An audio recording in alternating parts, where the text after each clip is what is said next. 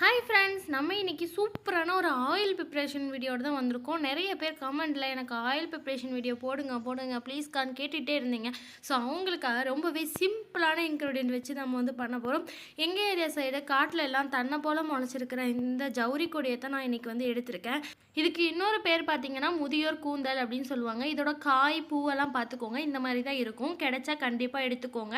இன்றைக்கி நான் இந்த மாதிரி வீடியோ போடுறேன். அடுத்தடுத்து வரக்கூடிய வீடியோவில் நிறைய பொருளை வச்சு நான் எப்படி பண்ணுறது அப்படின்னு சொல்லிட்டு போடுறேன். ஸோ நான் ஜவுரி கொடி வந்து நல்லா நிறைய பிடுங்கி எடுத்தாச்சு. நெக்ஸ்ட்டு பார்த்தீங்கன்னா தேங்காய் பால் வந்து நம்ம எடுக்கணும். அதுக்கு தேங்காய் சில்லை வந்து எடுத்து குட்டி குட்டியாக கட் பண்ணி தேங்காய் பால் எடுத்துக்கிறேன். நெக்ஸ்ட்டு நான் ஒரு 1/2 லிட்டர் எண்ணெய் வரைக்கும் நான் வந்து எடுத்திருக்கேன். எண்ணெய் வந்து ஓவராக ஹீட் பண்ணிடாதீங்க. லைட்டாக ஹீட் இருக்கும்போதே நீங்கள் தேங்காய் பாலை உள்ளே வந்து சேர்த்திடுங்க. சேர்த்திட்டு நல்லா வந்து மிக்ஸ் பண்ணிட்டீங்கன்னா உங்களுக்கு வந்து ஒரு நல்ல ஒரு ஸ்மெல் வந்து வரும். அந்த ஸ்மெல் வந்த பின்னாடி நம்ம ஜவுரி கொடி இருக்கு இல்லையா, அதை அரைச்சி ஜூஸ் வந்து ஃபில்ட்ரு பண்ணி எடுத்திருக்கேன். ஸோ அதையுமே நீங்கள் வந்துட்டு உள்ளே ஊற்றி நல்லா வந்து மிக்ஸ் பண்ணணும்.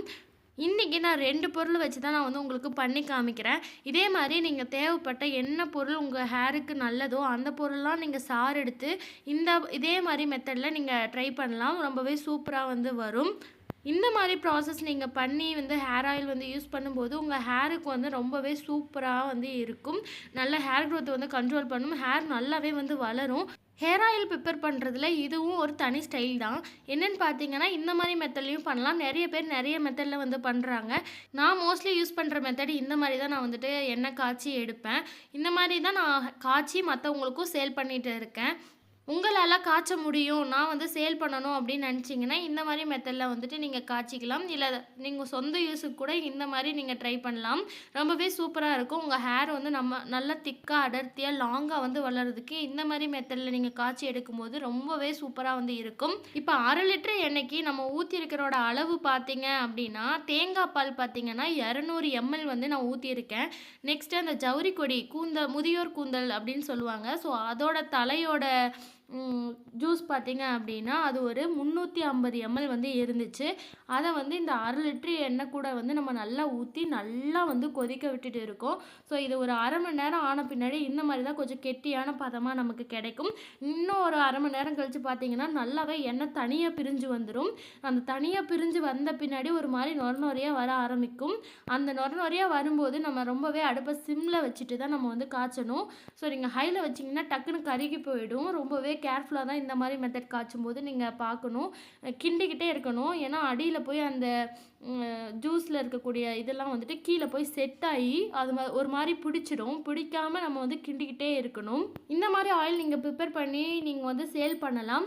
இது சூப்பரான ஒரு ஐடியாவாக இருக்கும். நீங்கள் வந்து ஃபஸ்ட்டு ஸ்டார்டிங் பண்ணுறீங்க அப்படின்னா பெரிய அளவில் பண்ணணும்னு எதிர்பார்க்காதீங்க. 1 லிட்ரு 1/2 லிட்ரு அந்த மாதிரி நீங்கள் காய்ச்சி நீங்கள் வந்துட்டு பக்கத்தில் இருக்கவங்களுக்கு கொடுங்க. நீங்களும் யூஸ் பண்ணுங்கள். உங்களுக்கு எப்படி இருக்குது அப்படின்றத பார்த்துட்டு ஒரு 2 லிட்டராக வந்து காய்ச்சுங்க. மற்றவங்க எப்படி வாங்குறாங்க அப்படின்றத பார்த்துட்டு அதிகப்படுத்துங்க. எடுத்தோடனே 5 லிட்ரு 10 லிட்ரு அப்படின்னு காய்ச்சினீங்க அப்படின்னா உங்களுக்கு தான் வந்து லாஸ் ஆகும். எடுத்தோடனே யாரும் நம்பி வாங்க மாட்டாங்க. என்னோட அனுபவத்திலேருந்து தான் நான் இதை வந்து உங்களுக்கு சொல்கிறேன்.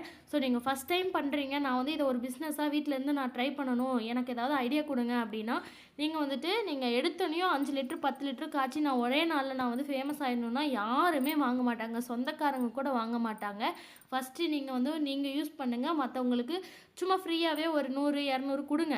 ட்ரை பண்ணி பாருங்கள், நான் காய்ச்சினேன் எப்படி இருக்குன்னு பாருங்கன்னு சொல்லி கொடுங்க. உங்களுக்கு ரொம்ப க்ளோஸ் ஆனவங்ககிட்ட கொடுத்து பார்த்து அது உங்களுக்கு ஓகே எல்லாம் நல்லா இருக்குது அப்படின்னு சொல்கிறாங்கன்னா அதுக்கப்புறமா கொஞ்சம் கொஞ்சமாக ட்ரை பண்ணுங்கள். அப்போ தான் வந்து நம்ம வந்து க்ரோ ஆக முடியும். இந்த மாதிரி எண்ணெய் காய்ச்சறதுல உங்களுக்கு ஏதாவது டவுட் இருக்குது அப்படின்னா எனக்கு வந்து வாட்ஸ்அப் பண்ணுங்கள். நான் உங்களுக்கு கண்டிப்பாக சொல்லித்தரேன். எந்த மாதிரி காய்ச்சணும், எப்படி போடணும், எந்த அளவு போடணும் அப்படின்னு சொல்லிட்டு 1 லிட்டருக்கு அளவு வந்து கூட நான் வந்து உங்களுக்கு வாட்ஸ்அப்பில் சொல்கிறேன். எந்த அளவுக்கு போட்டால் எந்த அளவு வரும் அப்படின்னு சொல்லிட்டு. இப்போ வந்து எண்ணெய்க்குள்ளே போயிடலாம். எண்ணெய் பார்த்தீங்க அப்படின்னா ஆல்மோஸ்ட் ரெடி ஆயிடுச்சு. இப்போ நீங்கள் அடுப்பை ஓரளவுக்கு சிம்மில் வச்சுடுங்க. ஏன்னா இந்த மாதிரி நொறையாக வர ஆரம்பிச்சிருச்சுன்னா சூப்பராக போயிட்டு அடியில் உட்கார ஆரம்பிச்சிடும். அந்த துகள்கள்லாம் போய் உட்காந்துருச்சுன்னா டக்குன்னு வந்து பிடிச்சிரும். அடி பிடிச்சிருச்சுன்னா நமக்கு அந்த எண்ணெயே வேஸ்ட்டாக போயிடும். அதில் இருக்கக்கூடிய மூலிகை தன்மையெல்லாம் வந்து போயிடும். ஸோ அந்த மாதிரி போகாமல் இருக்கணும்னா கைவிடாமல் கிண்டிகிட்டே இருக்கணும். கரெக்டான பதம் வந்துருச்சா அப்படின்னு சொல்லிட்டு இந்த மாதிரி தேய்ச்சி பார்க்கணும். ஒரு திரி மாதிரி நமக்கு வந்து வரும். அந்த திரி பதம் வந்துருச்சுன்னா ஆயில் ரெடி ஆயிடுச்சுன்னு அர்த்தம். உடனே வடிச்சிடணும். இந்த மாதிரி திரி வராமல் ஒரு மாதிரி மாவு மாதிரி இருந்துச்சுன்னா அந்த ஆயில் இன்னும் ரெடி ஆகலைன்னு அர்த்தம். அதில் இன்னும் ஈரப்பதம் இருக்குது. இந்த மாதிரி கையில் வந்து உருட்டி பார்க்கும்போது உங்களுக்கு திரி மாதிரி வந்து ரோல் ஆகி வந்துச்சு அப்படின்னா ஆயில் ரெடி ஆகிடுச்சு. இதில் ஈரப்பதம் இல்லை, உங்கள் ஆயில் வந்து நீங்கள் வடிக்க தயாராக இருக்குது அப்படின்னு அர்த்தம். ஸோ இந்த ஆயிலை வந்து நீங்கள் உடனே வந்து வடிச்சிடுங்க. ஒரு துணி போட்டு அந்த துணியில் வந்துட்டு இதை வடித்து எடுத்து வச்சுடுங்க. நல்லா ஆறின பின்னாடி நீங்கள் ஒரு பாட்டில்லையோ ஒரு கண்டெய்னர்லையோ ஸ்டோர் பண்ணி நீங்கள் உங்கள் ஹேருக்கு வந்து யூஸ் பண்ணலாம். வாரத்துக்கு 3 தடவை யூஸ் பண்ணலாம், இல்லை டெய்லியும் கூட யூஸ் பண்ணலாம். அது உங்களுடைய சாய்ஸ். ஸோ நான் வந்து இந்த மாதிரி ஆயில் தான் காய்ச்சி என்னோடய ஹேருக்கு யூஸ் பண்ணுறேன். மற்றவங்களுக்கும் இதே மெத்தடில் தான் நான் வந்து சேல் பண்ணுறேன்.